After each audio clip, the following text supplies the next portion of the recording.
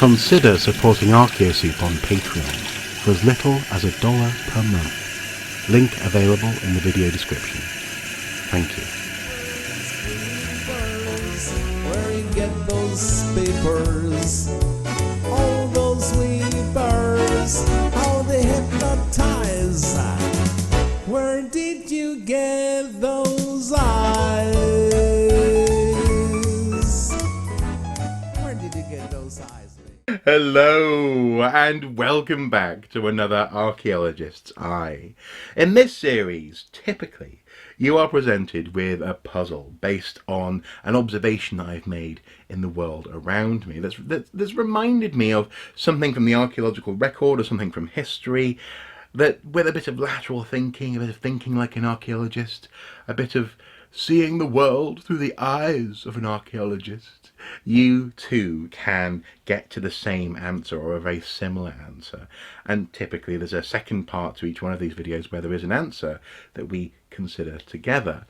But today is much more of a collaborative effort, and actually I'm going to challenge you to come up with additional answers to those which were already suggested on the ArchaeoSoup Facebook page, because a couple of days ago I was meandering in Gateshead and I went into a local supermarket and saw a stand where the fresh fruit that's sort of on its way out, as it were, it's almost beyond its use by date, is put out for children to eat for free. Essentially, parents can let the kids munch. It's one for your $5 a day. It's also probably quite good for getting people, their families, into the store.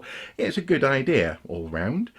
And the stand was made out of plastic, and I suggested on the Facebook page that this was plastic masquerading as wood. Of course, a wooden stand would have that sort of wholesome countryside, again, good for you kind of vibe going on.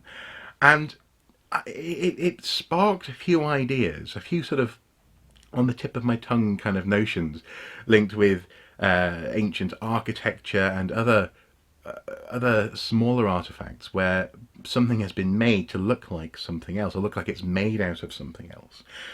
But I couldn't quite recall them. So I challenged people on the Facebook page to come up with similar analogies, and they did. And I'm curious as to whether or not you guys can also come up with something similar, of course, presuming you're not also one of the people who's already responded. For example, a really good example of this, and this is one that I sort of thought of after I posted this, was towards the end of the Neolithic, when people were starting to copy these new bronze items, things like spearheads, but using really high-end stone tool technology and pressure flaking abilities and skill to create what looks like a bronze spearhead, in this case a Danish example, that's actually made out of stone, or out of flint in fact. That is a perfect analogy to this plastic masquerading as wood. Another early answer was wood masquerading as marble, and I think one of the earlier ones was there was a plinth that's made in the Baroque art style, and to all the world, that if I just saw it without being able to get too close or to touch it, it looks like marble. It's one material masquerading as another. And I think in both cases what we have here is masquerading as another material because it brings with it connotations. In the case of the supermarket, connotations of wholesomeness and less of a monolithic national supermarket chain, as opposed to like a farm stall or something like that, or a stand that you might come across if you walk down a country lane.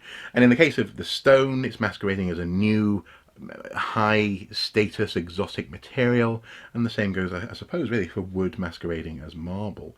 Often it bumps you up a little bit in the social standings to have one material behaving or looking like another. There were similar examples quoted at Mount Vernon, George Washington's home, and actually an interesting slant on this was on the SS Great Britain. Simon Nicholson suggested that cast iron pillars supporting the ceilings in the first class lounge were painted to look like marble. So again, lots of items wanting to look a bit more marble-esque for that sort of classical feeling of opulence. Someone suggested, well, actually, a couple of people suggested the use of the word skeuomorph, which is a word that I always forget. I often come across and then I forget it. And a really good example of this was a couple of years ago now, I think, when I came across a keyboard that had been covered in a material in a hospital ward where I was visiting a friend, that was designed to look as though the keyboard was still three-dimensionally present. So, i.e., all the keys had painted on shadows, even though it was a flat, germ unfriendly surface. You know, it was designed to be easily cleaned in order to get rid of germs and keep the ward a healthy place. But it had that skeuomorphic thing. It was designed to look like something else, and that was a really good use of a really good reminder of that word that I should remember and use more often, definitely. And there were other similar responses. I don't just want to read the whole list of answers, but if you want to see that conversation, it's still up on the Facebook page. I'll link to it in the video information below. One that resonated for me as essentially at one point in my life a prehistorian, as opposed to now more of a generalist, was this idea of Neolithic pottery decorated to look like basket work. That's very interesting, because that's, on the one hand, you would think that pottery is a clear technological advance, you know, from basket work. If nothing else, it can hold liquids, you know, things like milk and butter and, you know, cheese and this kind of thing, or cheese, you know, for things like cheese production. But actually, it seems that clearly there was something about basket technology that had either a status or a certain sort of nostalgic quality, or something similar, some sort of maybe a spiritual significance.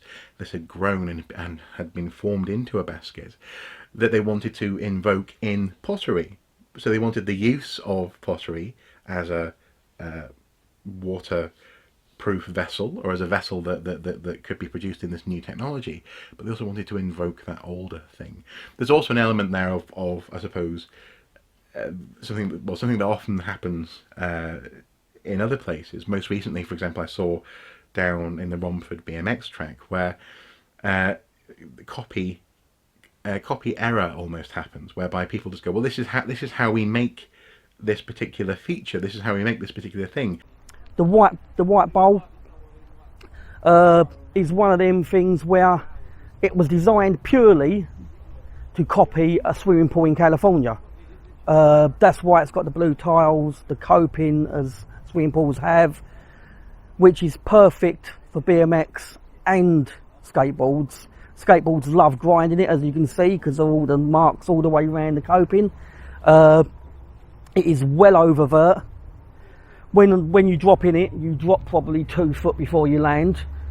So it is a very fast and a very scary, but once you sort of mastered it, it is a perfect bowl, because you can roll in, and as soon as you hit the main bit, you instantly quadruple your speed. So you don't really have to have a lot of speed to go in, but because of its speed and it's being well over vert, it can catch a lot of people out. What does oververt mean? It means as the bowl goes up, the actual vert comes up and goes up over. So where most bowls and ramps just go up and they're just vertical, this goes over vertical, which when you're doing aerials and certain tricks, as you jump out, it pushes you away from it, which is good when you know it's going to do it, but it does catch people out when they're riding. And in this case, well, of course the pot has to look like a basket, doesn't it? That's just how it's made.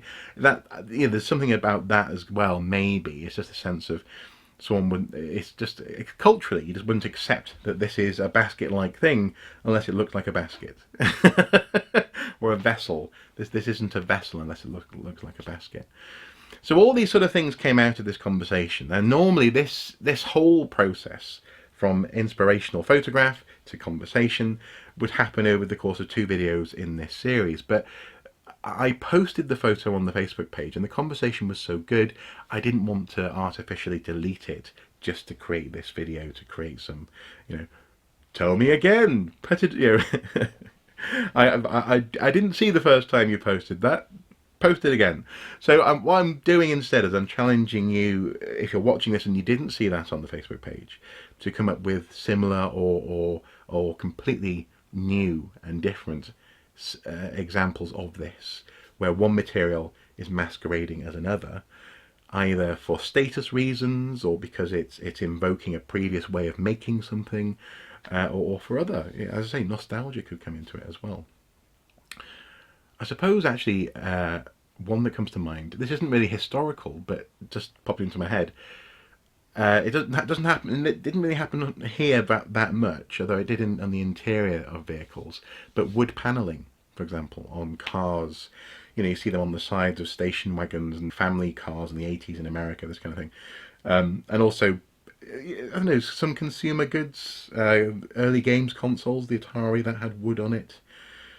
Something there that was possibly invoking handmade, reliable, an investment. You know, again, there's stuff like that. So I'll open this up. It doesn't have to be super historical, doesn't have to be super archaeological, but I want, you know, give me more, because that was a really interesting little conversation, and it's still ongoing on the Facebook page, so feel free to join in there as well. As ever, guys, until next time, do take care, and incidentally, the great YouTube channel download continues. We're now about 80% of the way through, so again, thank you for your patience. While I'm crossing my fingers, thank you for your patience, and here's hoping it all continues to go well. Take care. Bye bye.